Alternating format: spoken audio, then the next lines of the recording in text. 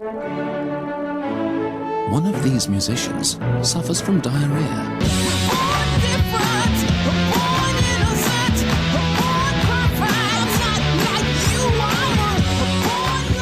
Howdy folks, and welcome to another rip-roaring edition of the Jimquisition. Whatever will we talk about? Probably something repetitive. But before we do, I thought I'd show you one of my new acquisitions. Justin isn't here while I film this. Sometimes he is. So he's not here to tell me to stop and to not do what I'm about to do, because here is Tendril, an Inhumanoid. It's really rare, and I've got it boxed. And doesn't it look good? Doesn't it look good? It's green.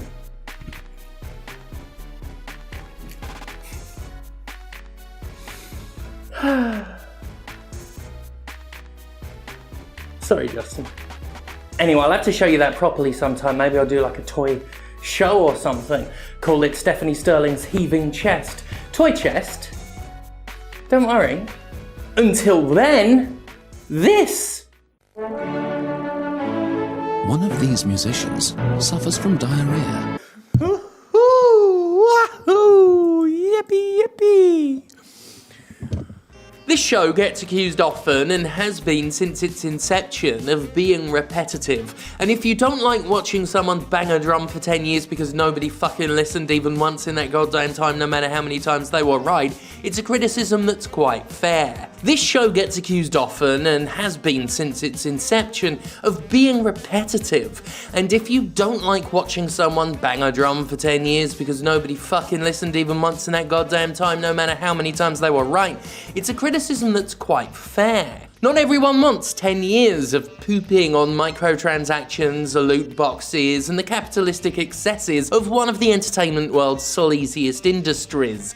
I don't want it, but it's an industry that never changes. It only gets worse. And goddamn, someone needs to catalogue the degradation. The excesses get more excessive, and as for the sleaze, well, we're at a point where Electronic Arts is openly admitting that it funnels its FIFA players into the gambling mode of its games, where players have had thousands of dollars swindled and manipulated out of them, and nobody raises as much as an eyebrow anymore. Controversial things that used to make headlines, like microtransactions in paid games or loot boxes, aren't even a blip on the radar anymore. Not even I can or want to keep up with the liberties this industry has taken anymore. It's always depressing, sometimes disturbing, and the entities and establishments being criticised are never going to change because they never have to listen. But that's not exactly what we're here to talk about this week. I'm here to talk about repetition itself. Being around Gamer Discourse as long as I have has mostly sapped me of my will to live, but there are a couple benefits to being a veteran pundit of this industry. Not many, basically one, actually.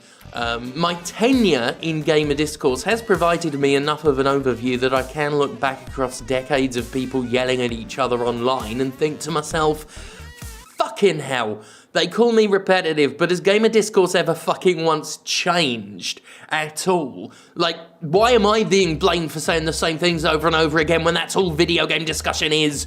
Just people shouting the same fucking bullshit over and over again. This week's big kerfuffle among the gamers is, and you're not gonna fucking believe this, difficulty modes. That's right, the same discussion we had last summer of 2020, the same discussion we had in 2019 with Sekiro, the same discussion we had with Dark Souls 3 in 2016, the same discussion we had with Bloodborne in 2015, the same discussion we had with Dark Souls 2 in 2014, and every year before then, and every year after now, this particularly cyclical debate will rage on and fucking on. This year, without a From Software game to jizz all over, capital G gamers TM are championing Returnal as 2021's source of get good saltiness. Returnal, being a roguelike and a bullet hell shooter in one, is pretty damn challenging, and as such, Get Good has a flock to it to complain about casuals and do that weird thing where they call easy mode game journalist difficulty because they're still clinging on to resentment of game reviewers that goes back to the early 2000s. Earlier this week, I promised the world I would not do a video about easy modes and game difficulty in the Get Good crowd again. Even though it's really tempting because the Returnal discourse has been particularly fucking stupid. I mean, they're trying to make the fact the game doesn't save progress and crashes and can therefore cost hours of progress about difficulty, and how anyone complaining about the game not saving hours of work is just a fucking casual. I mean, it's so fucking awful as an argument. But once it got going, I saw comments to the effect of, oh, who could guess the topic of the next Jimquisition, eh? With the eyes rolling. So I thought, no, fuck that. You want to say I'm repetitive for doing a current affairs show in which the affair that's current is always the fucking same? Fuck you. This shit don't change. It only gets more heated, more ridiculous, and more, well, just more.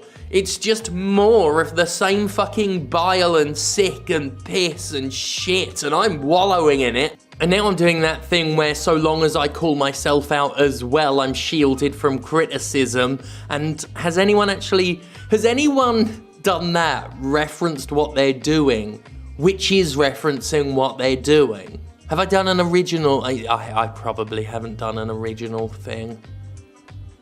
Ever. I mean, how many times is game journalist mode going to be a funny joke for people? How many times do we need to bring up that one guy who couldn't play Cuphead and didn't even review the game as evidence that game reviewers can't play games? I mean, just hearing the name Cuphead at this point makes me want to reflexively vomit. Not because it's a bad game, but because when it gets brought up, it kicks off another wave of this insipid difficulty discussion, and that makes me hate Cuphead.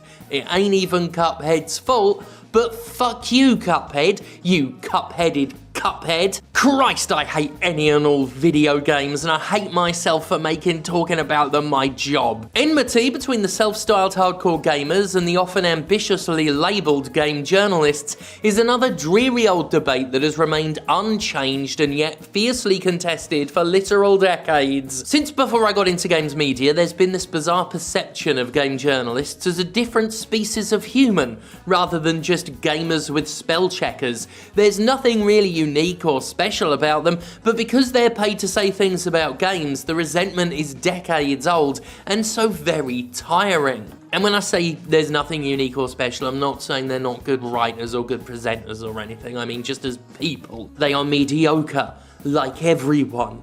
Except me. I'm better than you. Anyway, I don't even like game journalism, so I'm not here to defend it.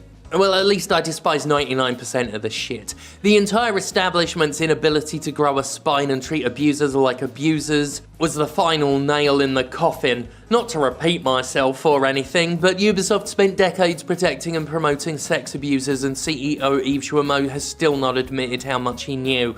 And yet, I'm told to shut up and stop repeating myself about an actual important thing that happened, and to not call out a weak-willed game press that still begs Ubisoft for review codes and goes to their preview events and conducts interviews and simply enables one of the most abusive companies in entertainment to get away without even a slap on the wrist. I've seen an article about how we should not cover 6 Days in Fallujah as pundits. Where were the call to arms for Ubisoft? But no, bringing up games journalism's enabling of abusive corporate behaviour is beating a dead horse. Bringing up that one journalist who couldn't play Cuphead though, huh?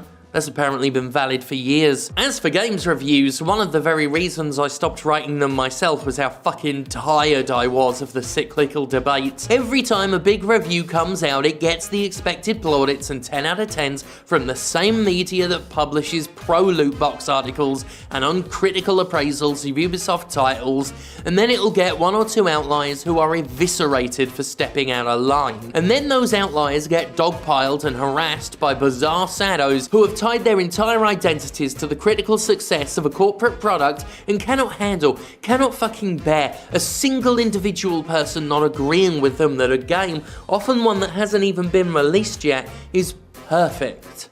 After the initial dogpiling begins, the same discussions about whether or not reviews should be objective happen. You know the discussions, you've seen them, they've been featured on this show many times before. Even the stuff I agree with, like a review is one person's opinion, makes me feel ill now because I've read that exact phrase hundreds of times over the years. Don't get me started on the old, should a game reviewer finish a game before reviewing it? I've got your answer right here, it don't fucking matter. It's a video game review, not the fucking Rosetta Stone. And seriously, you don't need to see all of a shit game to know it's shit, by the way. That's when people talk about finishing a game, when it's a negative review. No one questions the positive ones. So really, it don't fucking matter.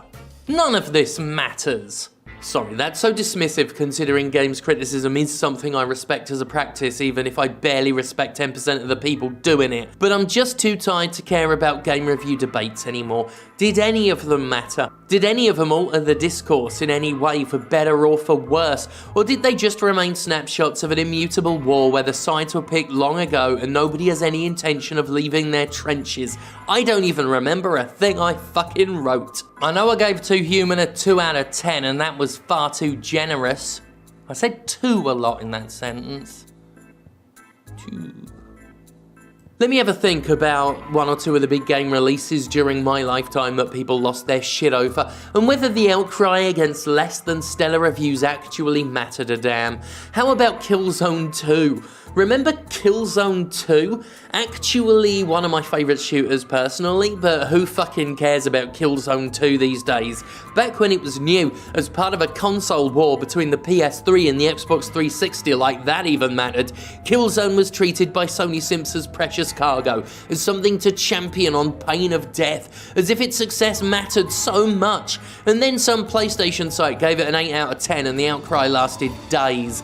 Days of abusive comments and furious threats for Killzone fucking 2, a game that in 2021 doesn't fucking matter. Even games that had a more lasting impact, did the actual reviews matter? For all the people that pissed their pants because Super Smash Bros. Ultimate was given a 9 out of 10 instead of a 10 out of 10, did that actually harm the game's sales? Its lasting value as a product? Your own enjoyment of it? Hell, even if we look at The Legend of Zelda Breath of the Wild, where yours truly was blamed for lowering the Metacritic score. What the fuck did that change in real, actual, fucking real terms? The game is beloved. The game is successful. The game is getting a sequel. It never mattered. The cyclical, unchanging review discourse never mattered. And at the risk of repeating myself again, stop placing so much fucking importance on Metacritic, Jesus fucking Christ.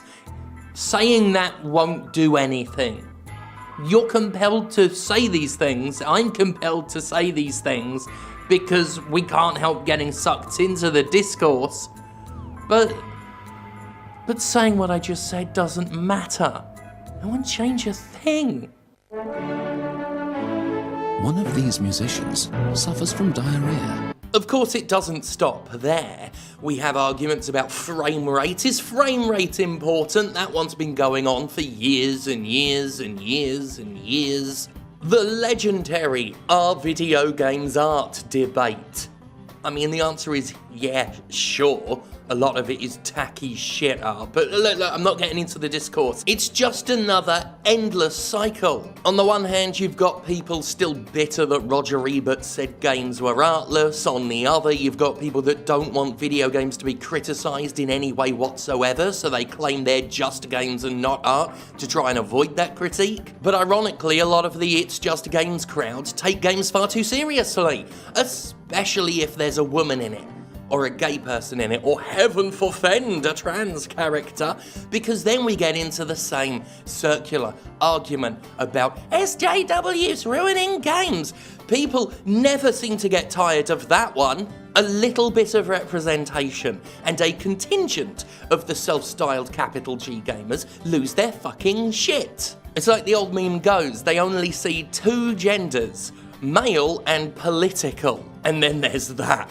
Then there's politics in games, a circular argument I've indulged in many times before. That's a tempting one, because the argument that they're not is so fucking inane. It just loops right back round to the games are art thing, where people don't want to see their precious corporate products criticised. And that brings us to console wars and hardware comparisons and people just going to battle for corporations that don't give a shit about whether they live or die and often profit off the death bit. There's just so much of it, and it goes on for fucking ever. But actually, what can you do with the material in front of you?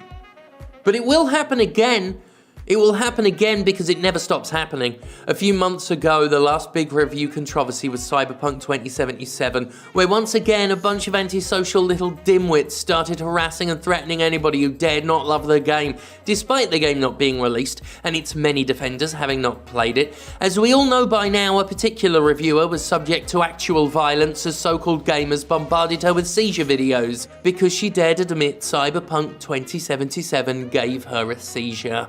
Who knows what the next controversy will be when the next review score upsets the hornet's nest. All I know is there will be one. We have a fair few candidates in the near future. Ratchet & Clank Rift Apart, Back 4 Blood, Forbidden West, Halo Infinite. These are 4 upcoming biggies that could become controversial simply because someone liked them instead of loved them. And when Elden Ring comes out, people will once again cry get good, and the circular ranting about easy modes will continue unabated because From Software released a game and it'll probably be challenging, and when those two elements combine, you get enough salt to open a Wendy's. Meanwhile, microtransactions in games will keep happening, and I'll keep pointing it out as if it's the first time it's happened. It never got better, it only got worse, and publishers will continue to find ways to exploit their customers and scam money out of them with unlicensed gambling games. And Ubisoft will continue to conduct business as if there were never any abuse, despite it having been the Catholic Church of video games. And I'll keep getting told to change the record when the alternative is easy modes, review scores, whether or not graphics matter. You got 2 choices when it comes to game discourse. Repeat yourself or shut up. Repeat yourself or shut up. If you like a lot of chocolate on your biscuit, join our club. If you like a lot of chocolate on your biscuit, join our club. If you like a lot of chocolate on your biscuit, join our club. If you like a lot of Diarrhea. on your biscuit, join our club. One of these musicians suffers from Chocolate on your biscuit. Well, how's about that for a, to be honest, rather bitter and salty Jimquisition? But don't worry, next week will be all positive, all happy. You see, ever since coming out, I've been losing a couple thousand subscribers a week with every video posted, so this one's going to bring us down to below 900,000. That's a milestone worth celebrating, so I'll see you next time. Thank God for me!